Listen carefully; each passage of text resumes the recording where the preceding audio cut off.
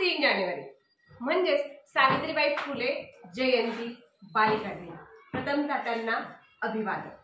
आज आपण सावित्रीबाई फुले यांच्यावर प्रश्न मंजुषा काही घेणार आहोत, काही प्रश्न जनरल नॉलेज घेणार आहेत की जे दररोज आपले चालू आहे।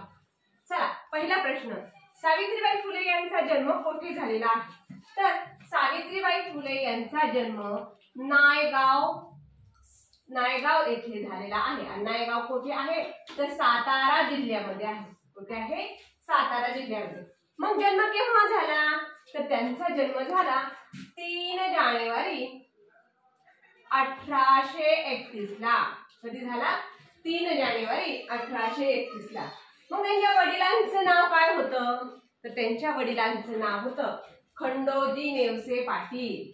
काय नाव होतं? खंडोजी नेवसे पाटील।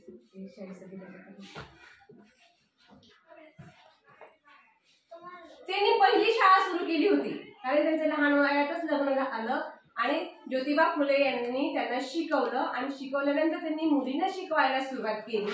मग कुठे सुरुवात केली? तर त्यांनी पहिली शाळा पुणे येथे सुरू केली। त्यांची पहिली शाळा पुणे येथे त्यांनी सुरू केली। त्यांना एक मुलगा होता, त्यांच्या मुलाचं नाव काय होतं? तर त्यांच्या मुलाचं नाव यशवंत फुले होतं। काय नाव होतं? यशवंत फुले। त्यांचं फार कमी वयात लग्न झालं होतं। मग कितव्या वयामध्ये लग्न झालं होतं? तर 9व्या वयामध्ये लग्न झालं होतं, म्हणजे फार लहान होते त्यावेळेस त्या। मग त्यांचं कार्य तर फार महान आहे।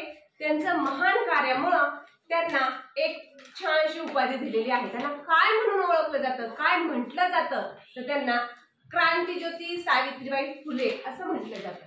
काय म्हटलं जातं? क्रांतिज्योती। खूप मोठी क्रांती केलेली आहे त्यांनी शिक्षण क्षेत्रामध्ये, म्हणून त्यांना क्रांतिज्योती असे म्हटले जातं। त्यांच्या पतीचं नाव काय होतं? तर त्यांच्या पतीचं नाव होतं ज्योतिबा फुले, महात्मा ज्योतिबा फुले।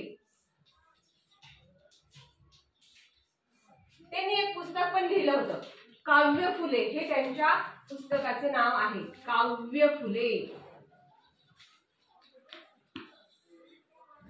हे पहा, आता नुकतंच पुणे विद्यापीठाचं नाव बदलण्यात आलेलं आहे आणि पुणे विद्यापीठाचं नाव बदलून सावित्रीबाई फुले विद्यापीठ ठेवण्यात आलेलं आहे। म्हणजे सावित्रीबाई फुले विद्यापीठाचं जुनं नाव काय, पूर्वीचं नाव काय, असा जर तुम्हाला प्रश्न विचारला गेला किंवा असा जर प्रश्न तुम्हाला कुठल्या परीक्षेत विचारण्यात आला तर त्याचं नाव आहे पुणे विद्यापीठ।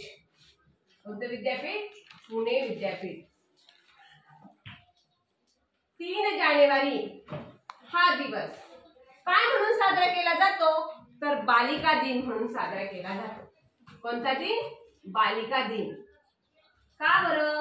कारण मुलींच्या शिक्षणामध्ये खूप मोठं कार्य केलेलं आहे त्यांनी, म्हणून एवढं मोठं महान काम करून त्यानंतर त्यांचा मृत्यू झाला।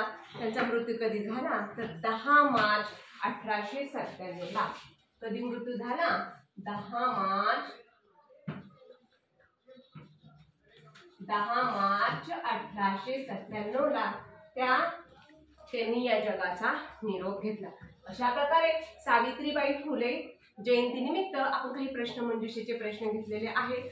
नक्की हे सगळं ध्यानात ठेवा, पाठ ठेवा, हा व्हिडिओ पहा, त्याचा तुम्हाला वेगवेगळ्या स्पर्धा परीक्षेसाठी नक्की फायदा होणार आहे। थँक्यू।